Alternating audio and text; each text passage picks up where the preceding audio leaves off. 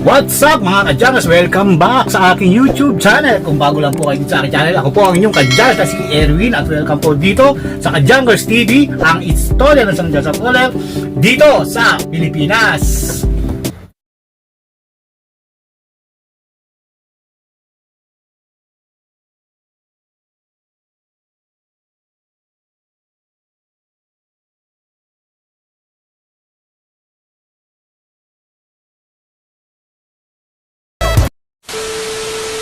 And today's video mga kadyangers, magandang umaga sa inyo sa mga panig ng mundo. Ang araw ngayon ay Monday, March 23 na po mga kadyangers, no? So nandito ngayon mga kadyangers sa SM Clark, Pampanga, no?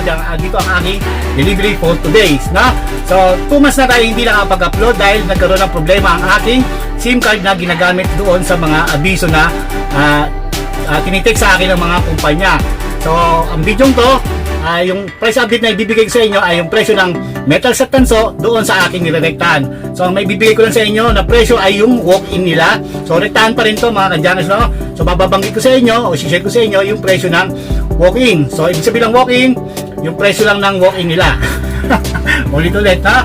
So pero kung junk shop owner kayo, may additional yan, no? May additional yan na plus, may additional yan na 20 pesos na mga ganon.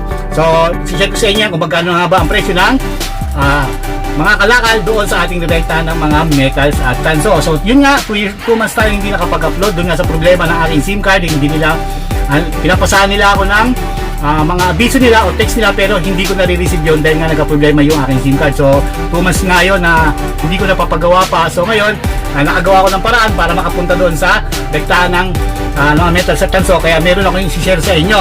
So ngayon, ang may share ko lang sa mga buong video ko na gagawin ay yung mga price update lang ng baterya, metal at tanso at yung presyo ng mga computer. Sa mga bakal, hindi ko po muna maano yan dahil nga hanggang ngayon may problema pa rin yung aking SIM card. So yun, no? So sana naunawaan nyo ako at I'm back mga kadyangers, no?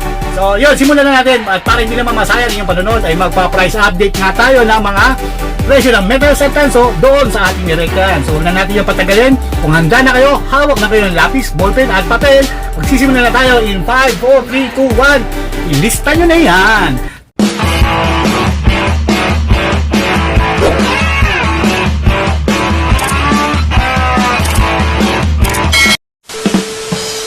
So ito mga guys, at effective to nung March 19 pa. So ngayon, March 23 ngayon, ito pa rin tumatakbong presyo nila sa kanilang junk shop na rektahan, no?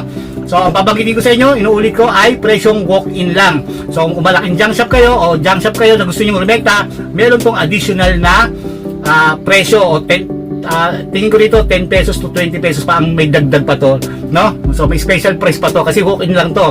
Pero mga kadyangers, so kahit walk-in lang to, mataas na presyo to mga kadyangers, ha? So yan, isi-share ko yan sa inyo.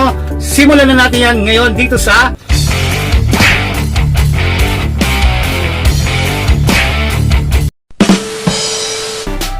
aluminum jealousy. So ang presyo ng aluminum jealousy doon sa ating rektahan ay 144 na mga kadyangers per kilo. So sumubrang taas na to dahil nga 2 months tayo hindi nakapag-upload. Papunta na guys, pangalawa ay yung aluminum light. So ang presyo ng aluminum light doon sa ating rektahan ay 123 na mga kadyangers per kilo. Siyempre kung merong aluminum light, meron din tinatawag na aluminum solid. Dahil ang presyo ng aluminum solid ngayon doon sa ating rektahan ay 124 na mga kadyangers per kilo. So mataas na pa presyo ng aluminum ngayon, no? So punta na tayo sa aluminum panta o yung tinatawag na incan. Ang presyo niyan ngayon doon sa ating rektahan ay 121 na mga kadyangers per kilo at sinusundan niya nung aluminum kaldero. Siyempre sa aluminum kaldero kasama naman nga dyan yung kawali, no? So, ang presyo ng aluminum kaldero at kawali doon sa ating rektahan ay 102 na mga kadyangers per kilo. So mataas na ang mga presyo ng kalakal ngayon, no? So punta na tayo sa aluminum zinc. Ang presyo ng aluminum zinc doon sa ating rektahan ay 125 na rin mga kadyangers per kilo. So punta na tayo sa stainless. Sa pagdating naman sa stainless dito sa rektahan namin ay good lang ang kanilang tinatanggap. Wala silang 301, 302, mga ganon. Silang ganon. Ang stainless lang na binibili nila ay good lang. Hindi yung papasa lang sa kanilang test, no? Gagamitan nila yan ng grinder. Titignan nila yung spark nung stainless at doon sila babase kung good nga o reject. At syempre kailangan hindi dumidikit, no? Pero sa ibang kumpanya naman, bumibili yan ng mga reject.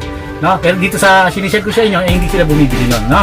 So ayun, share ko na sa inyo ang presyo ng stainless good. Dahil ang presyo ng stainless good doon sa ating rektahan ay 51 pesos per kilo. So inuulit ko, may dagdag to mga ka-Junks, kung meron, kung junk shop owner kayo at gustong rumenta, meron tong dagdag na presyo, no? Special price, no? Punta na tayo sa ating pangwalo, ang aluminum rim o yung tinatawag na mags. Ang presyo ng aluminum rim o mags doon sa ating rektahan ay 135 na mga ka-Junks per kilo. Sinusundan niya ng condenser na tastas. Ang presyo ng condenser na tastas ay 97 pesos per kilo. So sa hindi nakakalam kung ano ba yung tastas, ito yung mga condenser na galing sa aircon. Window type man yan o tawag dito window type man yan o basta yun na yun, alam nyo na yun.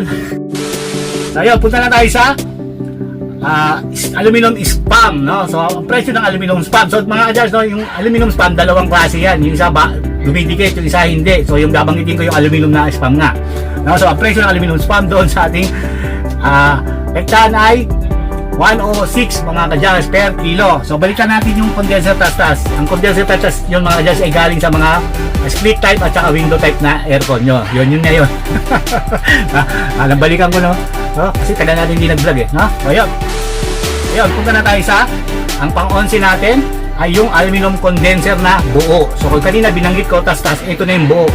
Pero ang buo na to ay hindi to yung laman niya tanso. Ito yung galing sa aircon ng mga kotse. So ang aircon ng kotse mga ka-Junks, yung condenser niyan ay aluminum, no? Dito lang lang, dilitin mo lang. Yan pa daw. O yun, yung kasama ko nandiyan na. So mamadaliin natin to mga ka-Junks, no?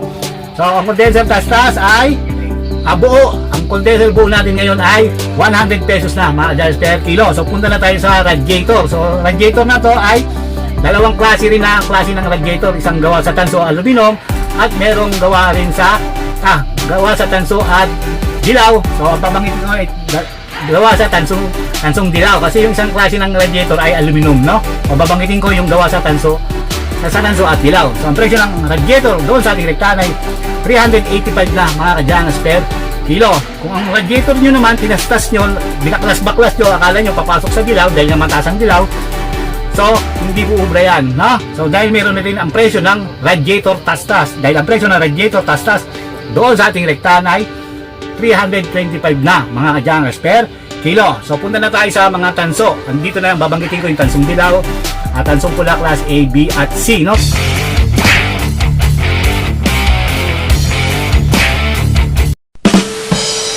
Tuloy-tuloy tayo dahil nandiyan yung kasama ko. So punta na tayo sa tansong dilaw. Ang presyo ng tansong dilaw doon sa ating rektahan ay 425 na mga ka-Junks per kilo. So napakataas na nito. So sinusundan niya nung tansong dilaw na light o manipis. Dahil ang presyo ng tansong dilaw manipis doon sa ating rektahan ay 420 na mga ka-Junks per kilo. 5 piso lang ang diferensya. Hindi na masama yan. So ito na, punta na tayo sa birutang dilaw. Ang presyo ng birutang dilaw ay 380 na mga ka-Junks, no? So pagdating naman sa birutang dilaw, mag-ingat-ingat lang kayo ng pamimili, baka may halong bakal yan. Siyempre ang birutan na yan galing yan sa mga tornuhan. Hindi naman lahat ng tinotorno dyan ay tanso, no? So punta na tayo sa tansong pula class A, B at C. At punta na tayo ngayon sa tansong pula class C. Dahil ang presyo ng pula class C doon sa ating rektahan ay 655 na mga ka-Junks per kilo. At yung pula class B natin ay 685 na mga ka-Junks per kilo. At syempre pula class A natin na tumataginting na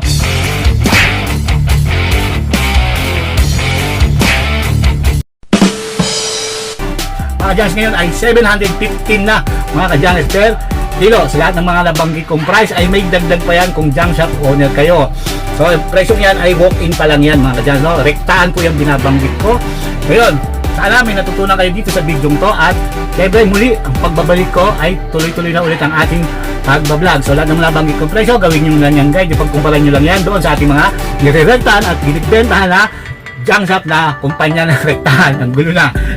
So maraming salamat sa inyo, sa inyong suporta at maraming salamat sa uling video ko ng mga nanood, no? Nasa 4,000 views na siya o baka 5,000 na siya sa ngayon, no? Pero maraming salamat sa inyo at muli ako ang inyong ka-Junks na si Erwin. Kita-kita sa sunod. See you on my next vlog. Bye-bye mga ka-Junks. Peace out. Please subscribe. Bye-bye.